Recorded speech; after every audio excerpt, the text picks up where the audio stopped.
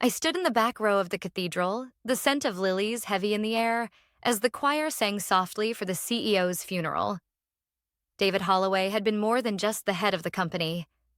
To me, he had been a mentor, a defender in rooms where no one else spoke my name and, though few knew it, someone who had quietly placed his trust in me above everyone else. The board sat in the front row, their dark suits pressed, their expressions carefully arranged into masks of grief. I knew better. For them, David's death wasn't a tragedy. It was an opportunity. A week earlier, just before his heart failed him, David had asked me into his office. I could still see him sitting behind that oak desk, his voice weaker than usual, yet steady. "Karen," he said, sliding a set of documents across to me. "I trust you more than anyone else here. They'll try to destroy what we built when I'm gone. That's why I'm giving you this." I'd stared at the papers, my hands trembling as I realized what they were. An official transfer of his 51% majority stake, with his signature already notarized. With mine. "You'll know when the time is right," he told me. So, at the funeral, I stayed silent. The board had no idea. They glanced at me occasionally, whispering among themselves as if already carving up the empire he left behind. Let them. 1 week later, I sat across from them in the executive conference room. The air smelled of leather and coffee. Their faces were solemn, but there was a glint of satisfaction none of them could fully hide. "Karen," the chairman began, his tone dripping with false sympathy. "We've reviewed operations, and in light of recent changes, we've decided to terminate your position. Effective immediately. Please pack your belongings and leave." The words should have crushed me. Once upon a time, they would have. But now all I felt was a strange calm. I smiled. "I understand. Thank you for the opportunity." They blinked, caught off guard by my lack of protest. No tears, no pleading, just quiet acceptance. "Security will escort you," one of them added quickly, as if afraid I'd suddenly lash out. I gathered my things without a word, walked past rows of colleagues pretending not to watch, and stepped into the elevator. As the doors closed, I caught my own reflection. My lips curved into the smallest of smiles. How fun Monday would be. Back at my apartment, I set the cardboard box on the floor and opened it slowly. Inside were only a few personal items. My mother's pen, a notebook, a framed photo of my niece. Nothing of real value. The real prize was locked away, safe where no one from the company could touch it. 51%. A controlling stake. Enough to fire every single one of them if I wished. But I knew better than to rush. David had warned me. They'll circle like vultures, show them nothing until they reveal themselves first. And they already had. By Friday, I heard the whispers. Former colleagues messaged me. The board was celebrating. Drinks at the club. Toasts to new beginnings. Someone even joked in the break room that I'd probably cry myself to sleep. Let them laugh. Monday, they'd discover what their arrogance had cost them. Still, as I sat in my quiet apartment that night, grief hit me. Not for the job. I had no love for those boardroom games. But for David. He had believed in me when no one else did. When promotions passed me over, when my ideas were stolen in meetings, when I was told to smile more if you want to get ahead, David saw me. He told me I was the sharpest strategist in the room, even when they tried to make me feel invisible. I remembered our last conversation. "They'll underestimate you, Karen," he'd said. "That's your advantage. They'll think you're finished. By the time they realize, it'll be too late." He was right. I poured a glass of wine and opened my laptop. On the screen was the folder he'd given me. A detailed outline of board members' hidden dealings, side contracts, and unreported bonuses. Evidence strong enough to burn every last one of them if I wanted. But that wasn't the plan. Not yet. The plan was bigger. I closed the laptop and leaned back, staring out the window at the city lights. The weekend stretched ahead, calm before the storm. I imagined their smug faces Monday morning, their shock when they realized the majority shareholder wasn't one of them. It was me. That thought alone carried me through the night.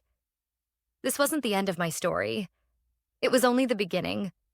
Monday morning came earlier than I expected.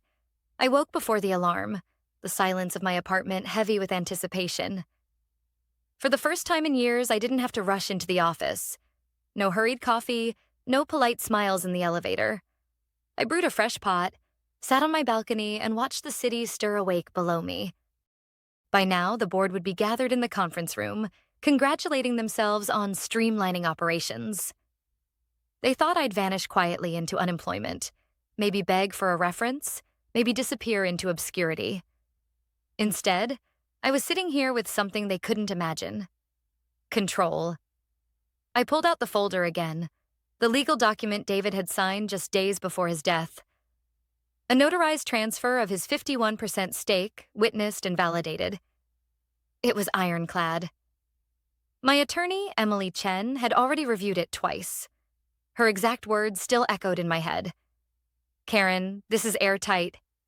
They'll have no idea what hit them." But David had been clear. I couldn't reveal it too soon.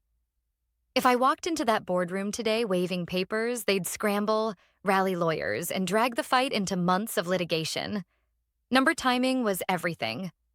By mid-morning, my phone began buzzing with messages. "Karen, did you really get terminated? They're saying your position was redundant." The board toasted to finally clearing out dead weight. Dead weight. The irony almost made me laugh. Then another message arrived, this one from Nell, one of the few colleagues I trusted. "They're already talking about selling off divisions. Bryce is bragging he'll take over operations. It's chaos." I sipped my coffee slowly, letting the information sink in. They were moving fast, reckless, blinded by their own ambition. Perfect. That afternoon, Emily called. "They'll come at you the moment they realize the truth," she said, her tone crisp, professional. "You're not just an employee anymore. You're the majority shareholder. But until you reveal it, they'll think you're powerless. That's your leverage." "I know," I replied. "David told me to wait for the right moment." "Then wait. But be ready. When you strike, make it final." Her confidence steadied me. Emily wasn't just any lawyer. She specialized in corporate law, sharp enough to dismantle a contract line by line. David had insisted I bring her in months ago, long before his death. He'd been preparing me, even then. That evening, I visited the small office space I'd quietly rented downtown. A modest suite, nothing fancy, but it had one crucial feature: privacy. Away from the board, away from company gossip. Inside, I'd set up a desk, a filing cabinet, and a locked drawer where David's documents rested. I sat at the desk, opened my laptop, and began reviewing the company's quarterly reports. The numbers told a story no one wanted to say aloud. Declining margins, restless investors, and a board desperate to mask the cracks. Without David's steady leadership, they were exposed. And without my 51%, they were doomed. Still, doubt crept in as night fell. Was I really ready for this? To face a room full of men twice my age, all of them seasoned in politics and manipulation? They would mock me, dismiss me, fight me. I remembered the countless times I'd been talked over in meetings, my ideas stolen and rephrased by someone else. The promotions I was promised, then denied. The times I stayed late to fix problems others caused, only to watch them get credit. I clenched my jaw. I was ready. David hadn't chosen me out of pity. He'd chosen me because he knew I had the patience to outlast them, the foresight to see the bigger game. On Sunday night, the board had already started their power plays. Bryce called me unexpectedly. His voice was smug, pretending to be sympathetic. "Karen, I heard you left the company. Tough break. If you're looking for opportunities, maybe I can put in a word elsewhere." I almost laughed out loud. Instead, I kept my tone neutral. "That's generous of you." "Of course, we have to look out for each other, right?" He chuckled. "Anyway, I'll be announcing some new initiatives this week. Exciting times ahead." "Congratulations, Bryce," I replied softly. When I hung up, my smile returned. By next week, Bryce's initiatives wouldn't matter at all. Monday evening, I stood by the window of my apartment, the city lights flickering against the glass. Tomorrow, I would walk into that building not as the woman they fired, but as the owner of the very company they thought they controlled. The thought steadied me, but it also carried weight. This wasn't just about revenge. It was about proving what David had always told me, that real power isn't loud. It's quiet, patient, waiting until the exact moment when silence breaks into thunder. I poured myself another glass of wine, whispering into the night. Tomorrow. The game was about to begin. The next morning, I dressed with deliberate care. A navy suit, understated but sharp. Nothing flashy, nothing that could be dismissed as a performance. If today was going to matter, and it would, I needed to look like what I was. Calm, prepared, inevitable. When I arrived at the building, security hesitated at first. After all, the board had fired me. But I handed them a sealed envelope with my attorney's letterhead. Inside were instructions from Emily Chen, citing my position as majority shareholder and my right to attend any board meeting. Their faces changed instantly. Within minutes, I was being escorted upstairs, not as an employee this time, but as something they hadn't yet grasped. The boardroom was exactly as I remembered. Polished mahogany table, leather chairs, a wall of glass overlooking the skyline. The men around the table looked up, surprise flickering across their faces when I entered. "What is she doing here?" Bryce muttered, already frowning. I set my briefcase down gently before answering. "Good morning, gentlemen. I believe I have every right to be here." The chairman cleared his throat. "Karen, this meeting is for board members only. As you know, your employment was terminated last week." I slid the folder across the table. "Then you'll want to read this." There was a pause as he opened the document. His expression shifted slowly. Confusion, disbelief, then dawning horror. The others leaned in, eyes scanning the notarized signatures, the legal seals, David's handwriting. Finally, the chairman looked up, his face pale. This can't be real." "It's very real," I replied evenly. 3 days before his death, David Holloway transferred his 51% majority stake to me. That makes me the controlling shareholder of this company. The silence was heavy, broken only by the hum of the air conditioning. Then Bryce slammed his fist on the table. "This is outrageous.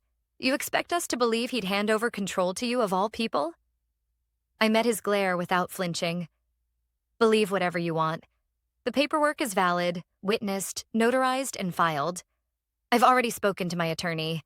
As of this moment, your authority is subject to my approval." The room erupted. Half the board began whispering urgently. Others rifled through the documents as if hoping to find a mistake. Bryce's voice cut through the noise, harsh and bitter. "She's bluffing. She has no experience, no standing. David would never trust her with this." "Funny," I said softly, "because he did. And unlike you, Bryce, he valued results over politics." His face reddened. "You think you can just walk in here and take over?" "I don't think," I answered, leaning forward. "I know." At that moment, the chairman tried to regain control. "Even if this arrangement is valid, Karen, surely you understand the challenges. Investors, clients, employees. This revelation could destabilize everything." I let the words hang for a beat before replying. "Destabilize? Or restore confidence? Because let's be clear. Without David, your house of cards was already collapsing. I've seen the reports. Declining margins, restless investors, deals slipping through your fingers. You've been covering cracks with paint. David knew it. That's why he chose me." The truth of my words silenced them more than the documents had. They knew I was right. The numbers didn't lie. Just then my phone buzzed. I let it ring, deliberately placing it face up on the table. The name flashing across the screen was one they all recognized. Anderson Holdings, our largest institutional investor. The timing couldn't have been better. "Excuse me," I said, answering calmly. "Yes, this is Karen Ellis." The board watched, straining to hear as I listened. Then I nodded. Of course. I'll meet with you this afternoon. Yes, we'll discuss the future of the company. I ended the call and set the phone down. They already know, I said quietly, and they're ready to talk. The look on Bryce's face was priceless, shock giving way to fear. For the next hour, the board scrambled. They demanded clarifications, questioned the legality, tried to argue technicalities. I answered each calmly, one by one, citing the legal validations Emily had prepared. They could delay, yes, but they couldn't undo the fact. The company was now mine to steer. Finally, I stood, gathering my papers. Gentlemen, I'll give you the rest of the day to adjust to the new reality. Tomorrow morning, we'll reconvene. And then we'll discuss restructuring, properly this time. Without waiting for a response, I left the room. The hallway outside was lined with assistants and staff pretending not to eavesdrop. Their eyes followed me, curious, unsure. I offered a small, calm smile as I walked past. For the first time in years, I felt the weight of power settle into place. Not revenge, not yet. This was something bigger. David's words echoed in my mind. They'll underestimate you, Karen. That's your advantage. And they had. Spectacularly.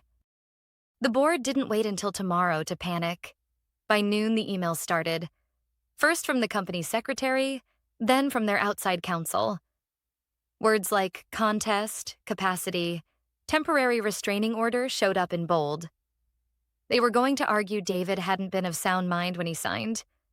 I stared at the screen until the apartment light reflected in the glass looked like a second, colder moon. Emily called before I could dial her. They'll go after capacity, she said, not even saying hello. We prepared for this. You have the notarization, the physician's attestation from the same week, and the 2 witness statements. I filed a motion for a status quo order. No asset sales, no executive changes, no big contracts, until ownership is resolved. Will a judge grant it? Delaware Chancery likes preserving the status quo. We're on solid ground. Focus on investors. Right. Investors. I took the elevator to the 32nd floor of Anderson Holdings at 2 p.m. The receptionist's smile was professional. The conference room was glass and steel, the skyline a thin blue line behind it. Victoria Hale, lean, early 50s, the kind of calm that comes from seeing everything twice, shook my hand and sat. We want stability, she said. Not drama. Tell me why you should have our support. I didn't talk about betrayal or boardroom whispers. I talked about numbers. Cash burn is up 11% year over year while realized revenue is flat. Client churn is creeping from 6% to 9%. The board's response has been cosmetic. Headcount moves, press releases, no operational fix.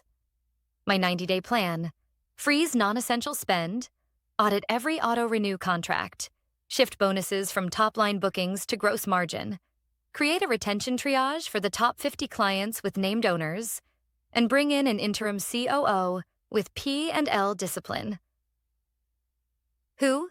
Victoria asked. 2 names David vetted. Sheila Park from Riverton and Adrian Cole, ex-Eastmark. Both have standing offers to consult. I have their availability. She didn't blink. And governance? I'll use shareholder written consent to refresh the board. 3 seats replaced by operators with no ties to current leadership. An independent audit chair within 30 days. Publicly commit to a say-on-pay policy. Quarterly investor calls with segment detail. No more black boxes. Victoria folded her hands. If the court keeps the status quo and your stake stands, Anderson will support you. Conditionally.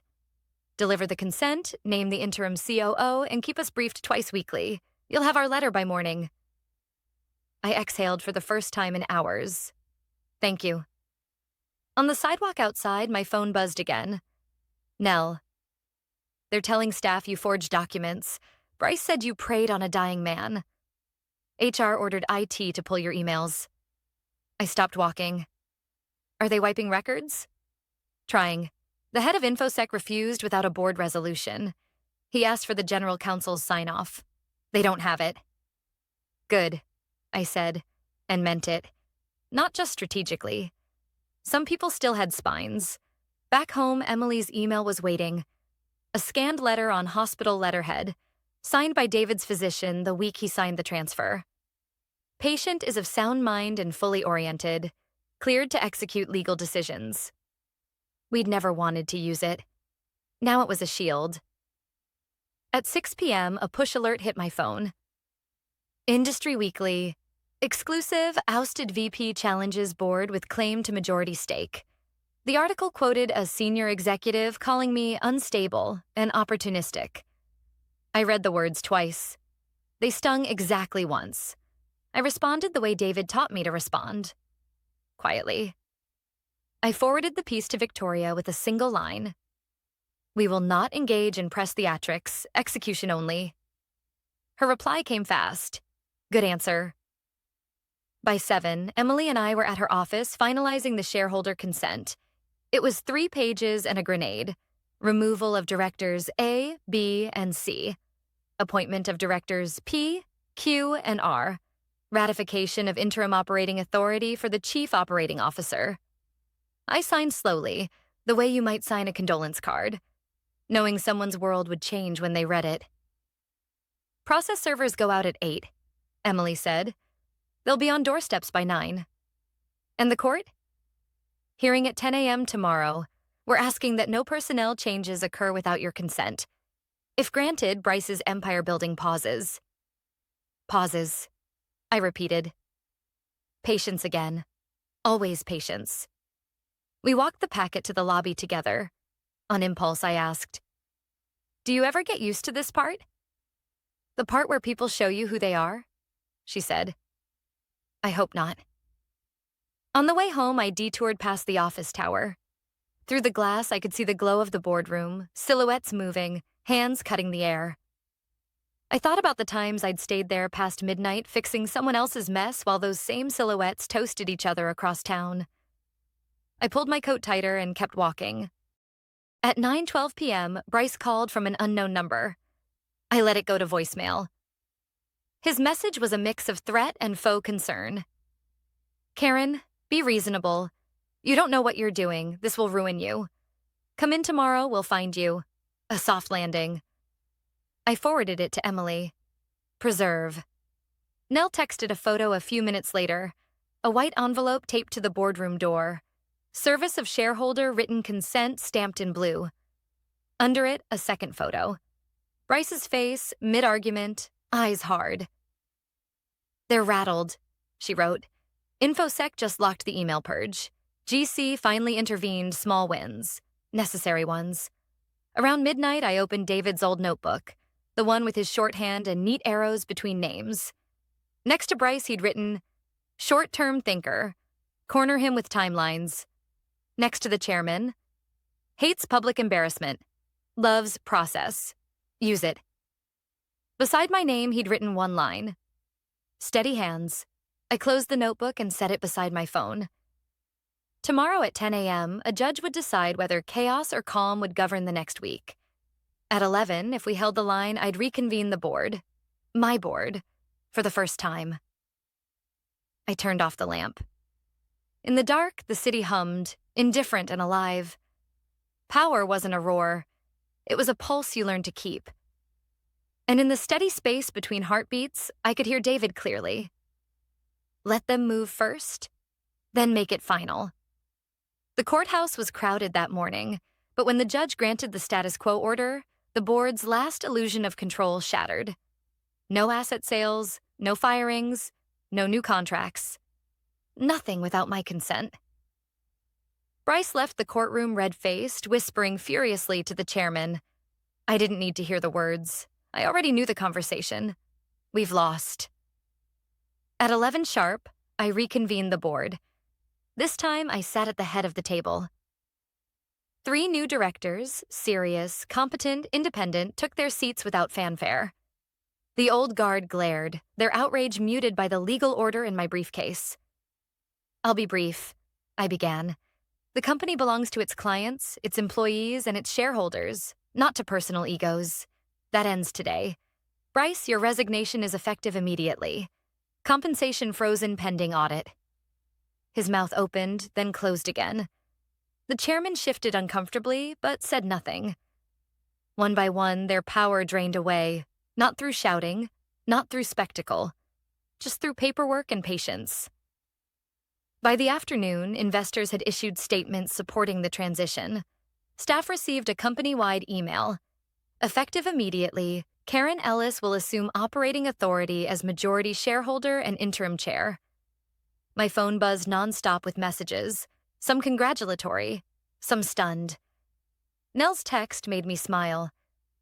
Never seen so many people suddenly remember your name. Yet as the day wound down, I sat alone in my office overlooking the city, a framed photo of David on the desk beside me. It wasn't triumph I felt. It was responsibility. He hadn't handed me 51% for revenge. He'd done it because he believed I would protect what he built from those who would hollow it out. I whispered into the quiet. I hope I did it right. The truth is, revenge had never been the goal. Justice was. And sometimes justice looks less like fireworks and more like silence. Steady, unshaken, final. By evening, the building was nearly empty. I walked the quiet halls, remembering the years I'd spent being overlooked, talked over, underestimated. The irony wasn't lost on me. They had fired me to erase me, and in doing so, they handed me the one thing they could never take back: control. That night, I closed the office door behind me, the city lights stretching ahead. Tomorrow would bring audits, meetings, rebuilding, hard work. But for the first time, it would be on my terms. And that was the real victory.